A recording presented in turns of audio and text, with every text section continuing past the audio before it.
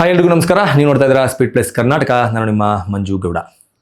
ಕಳೆದ 2 ವರ್ಷದಿಂದ ಅಂದರೆ ಕಾಂಗ್ರೆಸ್ ಸರ್ಕಾರ ಅಧಿಕಾರಕ್ಕೆ ಬಂದಾಗಿನಿಂದ ಕರ್ನಾಟಕ ರಾಜ್ಯದಲ್ಲಿ ಸಾಕಷ್ಟು ರೀತಿಯ ರಾಜಕೀಯ ಬೆಳವಣಿಗೆಗಳು, ರಾಜಕೀಯವಾಗಿ ಬದಲಾವಣೆಗಳು ಎಲ್ಲವೂ ಕೂಡ ನಡ್ಕೊಂಡು ಬಂದಿದೆ. ಇದು ಒಂದು ಕಡೆ ಆದರೆ, ಬೆಂಗಳೂರಿನ ರಾಜಕಾರಣವನ್ನು ನಾವು ನೋಡೋದಾದರೆ, ಅಂದರೆ ಸೂಕ್ಷ್ಮವಾಗಿ ನೋಡೋದಾದರೆ, ಆರ್ ನಗರ ಕ್ಷೇತ್ರದ ರಾಜಕಾರಣ ಮತ್ತೊಂದು ಹಂತಕ್ಕೆ ಹೋಗಿ ತಲುಪಿದೆ. ಈ ಕ್ಷೇತ್ರದಲ್ಲಿ ನೇರವಾಗಿ ಎಲ್ಲರಿಗೂ ಕೂಡ ಗೊತ್ತಿರುವಂತೆ ಒಂದು ಕಡೆ BJP ಪಕ್ಷದಲ್ಲಿ ಇರುವಂತಹ ಮುನಿರತ್ನ, ಇನ್ನೊಂದು ಕಡೆ ಕಾಂಗ್ರೆಸ್ ಪಕ್ಷದಲ್ಲಿ ಇರುವಂತಹ DK ಶಿವಕುಮಾರ್ ಹಾಗೂ DK ಸುರೇಶ್ ಇವರುಗಳ ನಡುವೆ ಒಂದು ನೇರವಾದಂತಹ ಜಿದ್ದಿನ ರಾಜಕಾರಣ ಮೊದಲಿನಿಂದ ಕೂಡ ನಡೆದುಕೊಂಡು ಬರ್ತಾ ಇದೆ. ಅಂದರೆ ಈ ಕಳೆದ BJP ಸರ್ಕಾರ ಅಧಿಕಾರದಲ್ಲಿ ಇದ್ದಂತಹ ಸಂದರ್ಭದಲ್ಲಿ ಯಾವೆಲ್ಲ ಕಾಂಗ್ರೆಸ್ ಶಾಸಕರು ಕಾಂಗ್ರೆಸ್ಸನ್ನು ತೊರೆದು BJP ಪಕ್ಷಕ್ಕೆ ಹೋಗಿ ಸೇರ್ಪಡೆ ಆದರೂ ಅಲ್ಲಿಂದ ಆರಂಭ ಆದಂತಹ ಈ ರಾಜಕಾರಣ ಇವತ್ತಿಗೂ ಕೂಡ ಅಷ್ಟೇ ಜಿದ್ದಿಯಾಗಿ ಆರ್ ನಗರ ವಿಧಾನಸಭಾ ಕ್ಷೇತ್ರದಲ್ಲಿ ನಡೆದುಕೊಂಡು ಬರ್ತಾ ಇದೆ. ಅದರಲ್ಲೂ ಕಳೆದ ಲೋಕಸಭಾ ಚುನಾವಣೆಯಲ್ಲಿ DK ಸುರೇಶ್ ಅವರು BJPಯ ಅಭ್ಯರ್ಥಿ CN ಮಂಜುನಾಥ್ ಅವರ ವಿರುದ್ಧ ಏನು ಸೋಲನ್ನು ಅನುಭವಿಸ್ತಾರೆ, ಆ ಸೋಲನ್ನು ಅನುಭವಿಸಿದ ನಂತರ ಈ ರಾಜಕಾರಣ ಮತ್ತೊಂದು ಹಂತಕ್ಕೆ ಹೋಗಿ ತಲುಪಿದೆ ಅಂದರೂ ಕೂಡ ತಪ್ಪಾಗಲ್ಲ. ಯಾವಾಗ CN ಮಂಜುನಾಥ್ ಅವರಿಗೆ ಆರ್ ನಗರ ವಿಧಾನಸಭಾ ಕ್ಷೇತ್ರದಲ್ಲಿ 1 ಲಕ್ಷ ಹತ್ತಿರ 1 ಲಕ್ಷ ಮತಗಳ ಅಂತರಗಳು ಸಿಕ್ತು. ಒಂದು ಅರ್ಥದಲ್ಲಿ ಆರ್ ನಗರ ವಿಧಾನಸಭಾ ಕ್ಷೇತ್ರದಲ್ಲಿ ಸಿಕ್ಕಂತಹ ಈ ಲೀಡ್ನಿಂದಾನೆ CN ಮಂಜುನಾಥ್ ಅವರು ಗೆದ್ದರು, DK ಸುರೇಶ್ ಅವರು ಸೋತರು ಅಂತ ರಾಜಕೀಯ ವಿಶ್ಲೇಷಣೆಗಳು ಆಗೋದಕ್ಕೆ ಸ್ಟಾರ್ಟ್ ಆಯಿತು. ಅಲ್ಲಿನಿಂದ ಈ ಜಿದ್ದಿನ ರಾಜಕಾರಣ ಮತ್ತೊಂದು ಹಂತವನ್ನು ತಲುಪಿತು.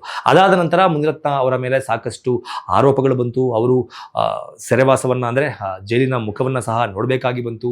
ಜೈಲಿನಲ್ಲಿ ಒಂದಷ್ಟು ದಿನಗಳ ಕಾಲ ಇದ್ದು ಈಗ ಪ್ರಸ್ತುತ ಅವರು ಬೇಲ್ನ ಮೇಲೆ ಹೊರಗಡೆ ಇದ್ದಾರೆ. ಈಗ ಬೇಲ್ನ ಮೇಲೆ ಹೊರಗಡೆ ಇರುವಂತಹ ಮುನಿರತ್ನ ಅವರು ಕ್ಷೇತ್ರದಲ್ಲಿ ಸಾಕಷ್ಟು ಕೆಲಸಗಳನ್ನು ಮೊದಲಿನಂತೆ ಮಾಡೋದಕ್ಕೆ ಪ್ರಯತ್ನಪಟ್ಟು ಕ್ಷೇತ್ರದಲ್ಲಿ ಸಂಚಾರವನ್ನು ಮಾಡೋದಕ್ಕೆ ಪ್ರಾರಂಭ ಮಾಡಿದಾಗ ಅವರ ಮೇಲೆ ಒಂದು ಮೊಟ್ಟೆ ದಾಳಿ ಆಯಿತು. ಆ ಮೊಟ್ಟೆ ದಾಳಿ ಅಂದರೆ ಆ ಮೊಟ್ಟೆ ಆ್ಯಸಿಡ್ ತುಂಬಿದ್ದ ಮೊಟ್ಟೆಯಾಗಿತ್ತು ಎನ್ನುವ ಆರೋಪಗಳು ಕೂಡ ಕೇಳಿಬಂತು. ಅದಾದ ನಂತರ ಮುನಿರತ್ನ ಅವರು ಸ್ವಲ್ಪ ದಿನಗಳ ಕಾಲ ಎಲ್ಲೂ ಕೂಡ ಕಾಣಿಸ್ಕೊಂಡಿರಲಿಲ್ಲ. ಆದರೆ ಮೊನ್ನೆ ನಡೆದಂತಹ ಒಂದು ಪ್ರೆಸ್ ಮೀಟ್ನಲ್ಲಿ, ಅಂದರೆ ಆ ಪ್ರೆಸ್ ಮೀಟ್ನ ಉದ್ದೇಶ ಏನಾಗಿತ್ತಪ್ಪ ಅಂತಂದರೆ, BJPಯಲ್ಲಿ ನಡೀತಾ ಇರುವಂತಹ ಒಳಜಗಳ, ರಾಜ್ಯಾಧ್ಯಕ್ಷರ ವಿಚಾರವಾಗಿ ಬಸನಗೌಡ ಪಾಟೀಲ್ ಯತ್ನಾಳ್ ಹಾಗೂ ವಿಜೇಂದ್ರ ಅವರ ನಡುವೆ ನಡೀತಾ ಇದ್ದಂತಹ ಒಂದು ಮುಸುಕಿನ ಗುದ್ದಾಟ ಅಲ್ಲ, ಓಪನ್ ಆಗಿ ಏನು ಅವರು ಸ್ಟೇಟ್ಮೆಂಟ್ಗಳನ್ನು ಪಾಸ್ ಮಾಡಿಕೊಳ್ಳುವ ಮೂಲಕ BJP ಪಕ್ಷಕ್ಕೆ ಮುಜುಗರವನ್ನು ತಂದೊಡ್ತಾ ಇದ್ರು.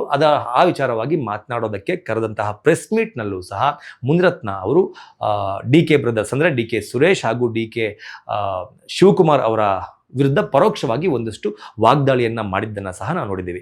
ಇದೆಲ್ಲ ಆದ ನಂತರ ಕಾಂಗ್ರೆಸ್ ಸರ್ಕಾರ ಇನ್ನೇನು ಬಜೆಟನ್ನು ಮಂಡನೆ ಮಾಡುವ ನಿಟ್ಟಿನಲ್ಲಿ ಹೆಜ್ಜೆ ಹಾಕ್ತಾ ಇದೆ. ಈಗ ಆಲ್ರೆಡಿ 15 ಬಜೆಟನ್ನು ಮಂಡಿಸಿರುವಂತಹ ಮುಖ್ಯಮಂತ್ರಿ ಸಿದ್ದರಾಮಯ್ಯನವರು 16ನೇ ಬಜೆಟನ್ನು ಮಂಡಿಸೋದಕ್ಕೆ ರೆಡಿ ಆಗ್ತಾ ಇದ್ದಾರೆ. ಇಂತಹ ಸಂದರ್ಭದಲ್ಲಿ ಬೆಂಗಳೂರಿನ ಉಸ್ತುವಾರಿ ಸಚಿವರು ಹಾಗೂ ಉಪಮುಖ್ಯಮಂತ್ರಿಗಳು ಆಗಿರುವಂತಹ DK ಶಿವಕುಮಾರ್ ಅವರ ವಿರುದ್ಧ ಆರ್ ನಗರ ಕ್ಷೇತ್ರದ ಶಾಸಕ ಒಂದು ಪತ್ರವನ್ನು ಬರೆದಿದ್ದಾರೆ. ಆ ಪತ್ರ ಯಾರಿಗಪ್ಪ ಅಂತಂದರೆ ಮುಖ್ಯಮಂತ್ರಿ ಸಿದ್ದರಾಮಯ್ಯನವರಿಗೆ. ಈ ಪತ್ರ ತುಂಬ ಕುತೂಹಲವಾಗಿದೆ. ಸಾಕಷ್ಟು ವಿಚಾರಗಳನ್ನು ಆರ್ ನಗರ ಕ್ಷೇತ್ರದ ಶಾಸಕ ಮುನಿರತ್ನ ಅವರು ಈ ಪತ್ರದಲ್ಲಿ ಸೇರಿಸಿ, ಅಂದರೆ ಕಂಪ್ಲೇಂಟ್ ರೂಪದಲ್ಲಿ DK ಶಿವಕುಮಾರ್ ಅವರ ವಿರುದ್ಧ ಕಂಪ್ಲೇಂಟ್ ರೂಪದಲ್ಲಿ ಮುಖ್ಯಮಂತ್ರಿ ಸಿದ್ದರಾಮಯ್ಯನವರಿಗೆ ಬರೆದಿದ್ದಾರೆ ಅಂದರೆ ತಪ್ಪಾಗಲ್ಲ. ಆ ಪತ್ರ ಇದೀಗ ನಮ್ಮ ಕೈ ಸೇರಿದೆ. ಏನಿದೆ ಈ ಪತ್ರದಲ್ಲಿ ಅನ್ನೋದನ್ನು ನಾವು ನೋಡೋದಾದರೆ, ಮಾನ್ಯ ಮುಖ್ಯಮಂತ್ರಿಗಳಾದ ಶ್ರೀ ಸಿದ್ದರಾಮಯ್ಯನವರಿಗೆ ಬೆಂಗಳೂರು ನಗರದ ಒಬ್ಬ ಶಾಸಕನಾಗಿ ನಾನು ತಮ್ಮಲ್ಲಿ ಮನವಿಯನ್ನು ಮಾಡಿಕೊಳ್ಳುವುದೇನೆಂದರೆ, ನಾಡಪ್ರಭು ಕೆಂಪೇಗೌಡರು ಕಟ್ಟಿದ ನಾಡಿನ ಒಳಿತಿಗಾಗಿ ಉಸ್ತುವಾರಿ ಸಚಿವರಾಗಿ ಬೇರೆ ಯಾರನ್ನಾದರೂ ನೇಮಕ ಮಾಡಿ. ಅಂದರೆ ಬೆಂಗಳೂರಿನಲ್ಲಿರುವ ಈಗ ಉಸ್ತುವಾರಿ ಸಚಿವರು ಬೇಡ, ಅವರನ್ನು ಚೇಂಜ್ ಮಾಡಿ ಬೇರೆ ಯಾರನ್ನಾದರೂ ನೇಮಕ ಮಾಡಿ ಅನ್ನೋದು ಈ ಪತ್ರದ ಆಶಯ. ಯಾವೆಲ್ಲ ಕಾರಣವನ್ನು ಕೊಟ್ಟು ಬೆಂಗಳೂರು ನಗರದ ಉಸ್ತುವಾರಿಗಳಾಗಿರುವಂತಹ DK ಶಿವಕುಮಾರ್ ಅವರನ್ನ ಚೇಂಜ್ ಮಾಡಿ ಅಂತ ಮುನಿರತ್ನ ಅವರು ಕೇಳ್ಕೊತಿದ್ದಾರೆ ಅನ್ನೋದನ್ನು ನಾವು ನೋಡೋದಾದರೆ, ತಾವುಗಳು ಈಗಾಗಲೇ 15 ಆಯವ್ಯಯಗಳನ್ನು ಮಂಡಿಸಿದ್ದೀರಿ. ತಮ್ಮ ಸಾಧನೆಗೆ ಧನ್ಯವಾದಗಳು. ಮುಂದಿನ 16ನೇ ಆಯವ್ಯಯದಲ್ಲಿ ಬೆಂಗಳೂರು ನಗರಕ್ಕೆ ನೀಡುವ ಅನುದಾನಕ್ಕೆ ಸಂಬಂಧಪಟ್ಟಂತೆ ಈಗಾಗಲೇ ಆಂಧ್ರ ಪ್ರದೇಶದ ಮುಖ್ಯಮಂತ್ರಿಗಳ ಸಹಚರರು ಹಾಗೂ ಕೆಲವು ಬಲಿಷ್ಠ ಆಂಧ್ರ ಪ್ರದೇಶದ ಗುತ್ತಿಗೆದಾರರು ನಮ್ಮ ಕರ್ನಾಟಕ ರಾಜ್ಯದ ಗುತ್ತಿಗೆದಾರರ ಮೇಲೆ ಸವಾರಿಯನ್ನು ಮಾಡಲು ಬಂದಿದ್ದಾರೆ. ನಾಡಪ್ರಭು ಕೆಂಪೇಗೌಡರು ಕಟ್ಟಿದ 4 ಗಡಿ ಗೋಪುರ ದಿಕ್ಕುಗಳವರೆಗೂ ನೀಡಿರುವ ಅನುದಾನವನ್ನು ಖರೀದಿ ಮಾಡಲು ಹೊರ ರಾಜ್ಯದ ಗುತ್ತಿಗೆದಾರರು ಈಗಾಗಲೇ 12% ಮುಂಗಡ ಹಣವನ್ನು ಕೊಟ್ಟಾಗಿದೆ. ಕಾರ್ಯಾದೇಶ ಕೊಟ್ಟ ನಂತರ 8% ಮತ್ತು ಅನುದಾನ ಬಿಡುಗಡೆ ಮಾಡುವುದಕ್ಕೆ 15% ಒಟ್ಟಾರೆ ಸುಮಾರು 35% ಲಂಚವನ್ನ ಕೊಡಬೇಕು ಅಂತ ಈಗಾಗಲೇ ಪಂಚನಕ್ಷತ್ರ ಹೋಟೆಲ್ನಲ್ಲಿ ವ್ಯವಹಾರಗಳನ್ನ ಕುದುರಿಸಿ ಮುಂಗಡ ಹಣವನ್ನ ನೀಡಿರ್ತಾರೆ. ಮುಂದುವರೆದು ತಾವುಗಳು ಅನುದಾನವನ್ನ ನೀಡುವ ವೇಳೆ ತಮ್ಮ ನೇತೃತ್ವದಲ್ಲೇ ಬೆಂಗಳೂರು ನಗರದ ಎಲ್ಲಾ ಶಾಸಕರನ್ನ ಕರೆದು ಸಭೆ ಮಾಡಿ ಸದರಿ ಅನುದಾನವನ್ನ ತಾವೇ ನೇರವಾಗಿ ನಗರದ ಕ್ಷೇತ್ರಗಳಿಗೆ ಘೋಷಣೆ ಮಾಡಬೇಕು ಅಂತ ಕೇಳಿಕೊಳ್ತೀನಿ.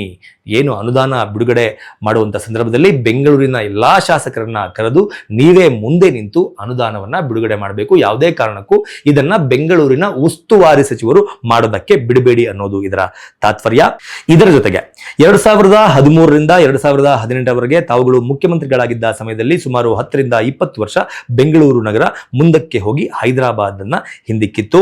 ಆದರೆ ಪ್ರಸ್ತುತ ಕೇವಲ 2 ವರ್ಷಗಳಲ್ಲಿ ಬೆಂಗಳೂರು ನಗರ 20 ವರ್ಷ ಹಿಂದಕ್ಕೆ ಹೋಗಿ ಹೈದರಾಬಾದ್ ನಮಗಿಂತ ಮುಂದುವರೆದಿದೆ. ನಾಡಪ್ರಭು ಕೆಂಪೇಗೌಡರು ಕಟ್ಟಿದಂತಹ ಬೆಂಗಳೂರಿನ ನಗರದ ಅಸ್ತಿತ್ವವನ್ನ ನಾವೇ ಕಳೆದುಕೊಳ್ಳುತ್ತಿದ್ದೇವೆ.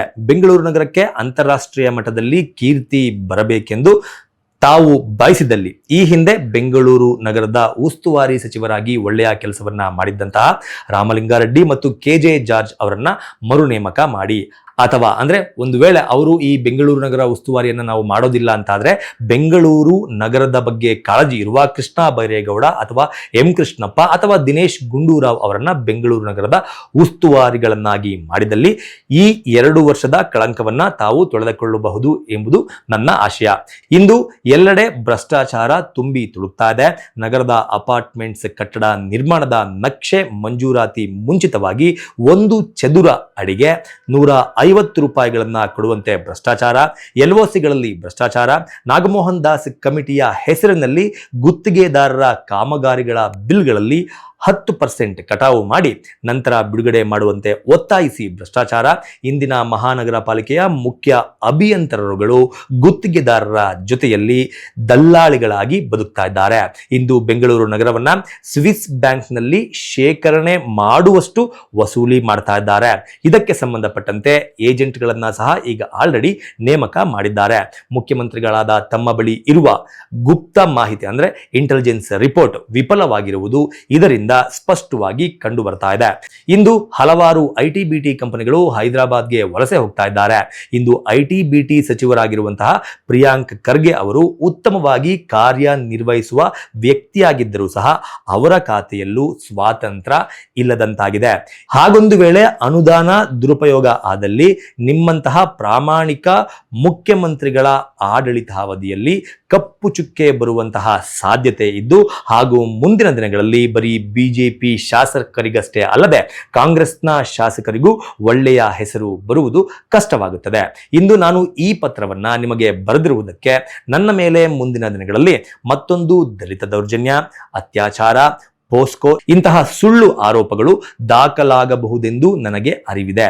ಇಂದು SIT ಅಧಿಕಾರಿಗಳು ಕಣ್ಣು ಕಿವಿ ಬಾಯಿ ಇಲ್ಲದ ಹಾಗೆ ಅವರ ವೃತ್ತಿಗಳನ್ನ ಮಾಡುತ್ತಾ ಇರೋದು ವಿಪರ್ಯಾಸವಾಗಿದೆ ಎಂಬ ವಿಷಯವನ್ನ ಈ ಪತ್ರದ ಮೂಲಕ ನಾನು ನಿಮಗೆ ತಿಳಿಸಲು ಬಯಸ್ತೀನಿ ಅನ್ನುವ ಒಂದು ಪತ್ರವನ್ನ ಶಾಸಕ ಮುನಿರತ್ನ ಅವರು ಮುಖ್ಯಮಂತ್ರಿ ಸಿದ್ದರಾಮಯ್ಯನವರಿಗೆ ಬೆಂಗಳೂರು ನಗರ ಉಸ್ತುವಾರಿ ಸಚಿವರ ವಿರುದ್ಧ ನೇರವಾಗಿ ಬರೆದಿರುವಂತದ್ದು. ಈ ಪತ್ರದಲ್ಲಿ ಸಾಕಷ್ಟು ವಿಚಾರಗಳನ್ನು ಹೇಳಿದ್ದಾರೆ. ಬೆಂಗಳೂರಿನಲ್ಲಿ ಭ್ರಷ್ಟಾಚಾರ ನಡೀತಾ ಇದೆ.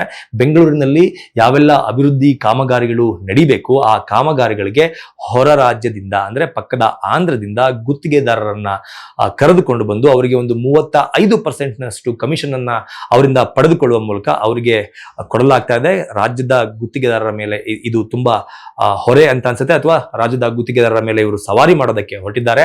ಅದರ ಜೊತೆಗೆ ಬೆಂಗಳೂರಿನ ಅನುದಾನದ ವಿಚಾರದಲ್ಲಿ ಯಾವೆಲ್ಲ ಶಾಸಕರಿಗೆ ಈ ಹಿಂದೆ ನಾವು ನೋಡಬಹುದು, ಜಯನಗರದ ಅನುದಾನದ ವಿಚಾರದಲ್ಲಿ ಶಾಸಕ ರಾಮಮೂರ್ತಿ ಅವರ ವಿಚಾರದಲ್ಲಿ ಈ ಹಿಂದೆ DK ಶಿವಕುಮಾರ್ ಅವರು ಅನುದಾನವನ್ನ ತಡೆ ಹಿಡಿದು ಒಂದು ಆದೇಶವನ್ನ ಸಹ ಹೊರಡಿಸಿದ್ರು. ಅದು ರಾಜಕೀಯ ದ್ವೇಷ ಅನ್ನೋದು ಅವರ ಬಾಯಿನಲ್ಲಿ ಬಂದಂತಹ ಮಾತುಗಳಿಂದ ಕೂಡ ಗೊತ್ತಾಗಿತ್ತು. ಅದರ ಜೊತೆಗೆ RR ನಗರದ ವಿಚಾರದಲ್ಲೂ RR ನಗರದ ಅಭಿವೃದ್ಧಿಗೆ ಒಂದು ಅನುದಾನವನ್ನ ಬಿಡುಗಡೆ ಮಾಡುವ ವಿಚಾರದಲ್ಲೂ ಸಹ ಈ ಹಿಂದೆ ಮುನಿರತ್ನ ಅವರು ಬಹಿರಂಗವಾಗಿ ಒಂದು ಪತ್ರವನ್ನ ಹಿಡಿದುಕೊಂಡು ಬಂದು ಯಾವುದೋ ಒಂದು ಫಂಕ್ಷನ್ ನಲ್ಲಿ DK ಶಿವಕುಮಾರ್ ಅವರಿಗೆ ಅದನ್ನ ನೀಡಿ ಅವರ ಕಾಲಿಗೆ ಬಿದ್ದು ನಮ್ಮ ಕ್ಷೇತ್ರಕ್ಕೆ ಅನುದಾನವನ್ನ ಕೊಡಿ ಅಂತ ಕೇಳ್ಕೊಂಡಿದ್ದನ್ನು ಕೂಡ ನೀವು ಮಾಧ್ಯಮಗಳಲ್ಲಿ ನೋಡಿರ್ತೀರಾ.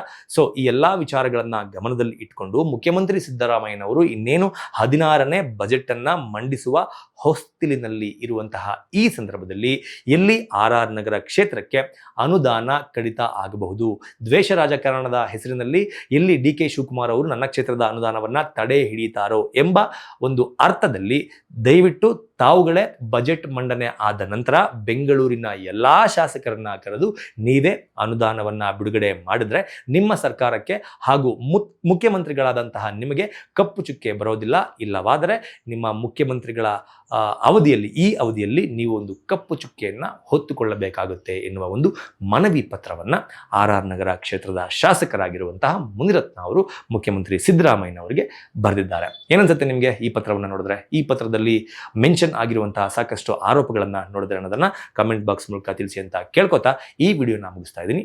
ನಮಸ್ಕಾರ. Speed plus Karnataka.